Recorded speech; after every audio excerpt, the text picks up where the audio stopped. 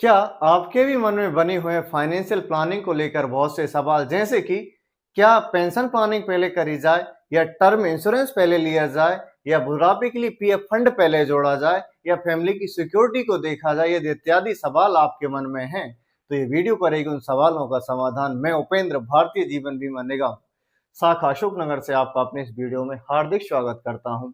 आज हम जानेंगे एलआईसी का एक ऐसा प्लान जिसमें आपको देखने को मिलेंगे तीनों रूप, टर्म इंश्योरेंस एक साथ, साथ में पेंशन, दूसरा पीएफ फंड। तो चलिए शुरू करते हैं आज का महत्वपूर्ण वीडियो। मेरे केस में एक राघव है, और राघव की उम्र होती है 25 साल। 25 साल के राघव ने सोचा क्यों ना अपने आगे वाले भविष्य के लिए, जैसे कि वर्तमान में पेंशन का कोई प्रोविजन है, पेंशन का प्रावधान करा जाए, साथ में एक अच्छी खासी रकम का टर्म इंश्योरेंस ले लिया जाए और साथ में प्रोविडेंट फंड का भी प्रोविजन कर लिया जाए। इत्यादि के लिए इसने बहुत से प्लान सर्च करे और तब इसे जाकर मिलती है एलआईसी का एक महत्वपूर्ण प्लान, जो कि आपके लिए भी आज मिल जाएगा इस वीडियो के माध्यम से। तो शुरू करते हैं हम आज का ये महत्वपूर्ण प्लान। कैसे काम करेगा? चूंकि राघव की जो चाहत थी, उसकी चाहत थी कि उसे पेंशन मिल जाए,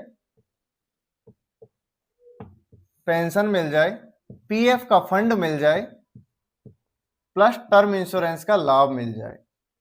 टर्म इंश्योरेंस का लाभ, ये तीनों चीजें इसको एक ही जगह देखने को मिले तो क्या इसने चरण उठाया। पेंशन की मैं बात करूं तो राघव को यहां पर इसको 2 लाख रुपए सालाना पेंशन मिलने वाली है। ये जब तक राहुल चाहे जब तक 2 लाख रुपए लेता चलेगा। साथ में प्रोविडेंट फंड के लिए इसको लगभग 1,24,00,000 की व्यवस्था प्रोविडेंट फंड की हो जाएगी, जो कि अमूमन आपको 60 वर्ष की उम्र में देखने को मिलता है। और साथ में टर्म इंश्योरेंस की मैं बात करूं तो इसकी अलग अलग सीमाएं होती हैं, यानी कि 80 साल के बाद तो टर्म इंश्योरेंस का कोई मतलब ही नहीं होता क्योंकि वो खत्म हो जाता है। तो मैं टर्म इंश्योरेंस की यदि बात करूं तो लगभग 1,90,00,000 रुपए का टर्म इंश्योरेंस इसको मिलता है। यानी कि इतने फायदे आपको एक ही जगह देखने को मिल जाएंगे।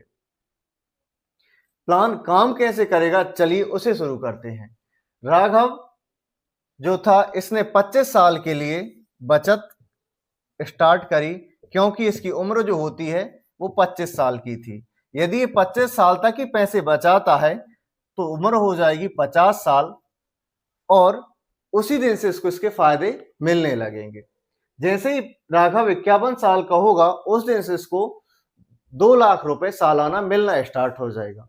हमारे केस में हम मान के चलते हैं कि राघव ने अगले 70 साल के लिए 70 साल तक पेंशन ली और 70 साल की उम्र में यदि वो अपना प्रोविडेंट फंड यानी पीएफ की राशि निकालना चाहे तो कितनी मिलेगी, और यदि खत्म हो जाता है तो टर्म इंश्योरेंस के तहत उसको कितना लाभ मिलेगा। तो मैं आपको बता दूं, यदि वो 70 साल की उम्र में पॉलिसी से बाहर आता है तो लगभग प्रोविडेंट फंड के रूप में उसको 1,68,00,000 रुपए की बड़ी रकम उसको मिलेगी, जो कि उसके आगे के भविष्य में यानी उसकी आर्थिक जरूरत में उसकी सहायता करेगी। दुर्भाग्यवश यदि 70 की उम्र में राघव खत्म हो जाता है तो उस दशा में फैमिली के लिए 1,77,00,000 का टर्म इंश्योरेंस मिलेगा।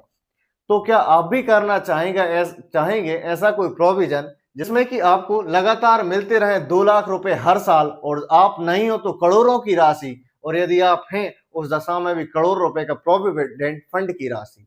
तो ये सब आपको देखने को मिलेगा मात्र 9200 रुपए प्रति महीने की बचत पर।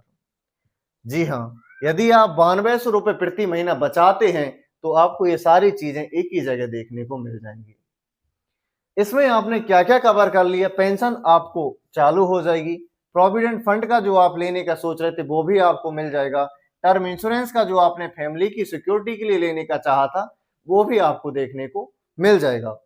टर्म इंश्योरेंस की अपनी एक सीमा होती है कि वो 80 साल के बाद यदि आप खत्म नहीं होते हैं तो कुछ भी पैसा नहीं मिलता, लेकिन ये जहां से आपको इंश्योरेंस मिलने वाला है कभी खत्म नहीं होगा। पेंशन आपकी 100 वर्ष तक बनी रहेगी, 100 वर्ष तक आपका पीएफ अकाउंट का पैसा रहेगा, 100 वर्ष तक आपको टर्म इंश्योरेंस का लाभ मिलते रहेगा। कितना शानदार प्लान है, मात्र 9200 रुपए में।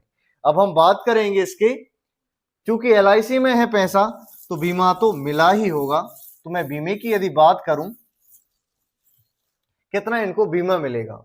सामान्य बीमा यदि हम बात करें, सामान्य बीमे की, तो इनको मिलने वाला है लगभग 543 गुना। यानी कि जैसे ही राघव 9200 रुपए LIC में जमा करेगा, उसी दिन से उसको लगभग 243 गुना यानी कि 50 लाख का बड़ा बीमा कवर मिल जाएगा। साथ में ही दुर्घटना कवर मिलेगा उसको लगभग 75 लाख रुपए का। 75 लाख रुपए का दुर्घटना कवर मिल जाएगा।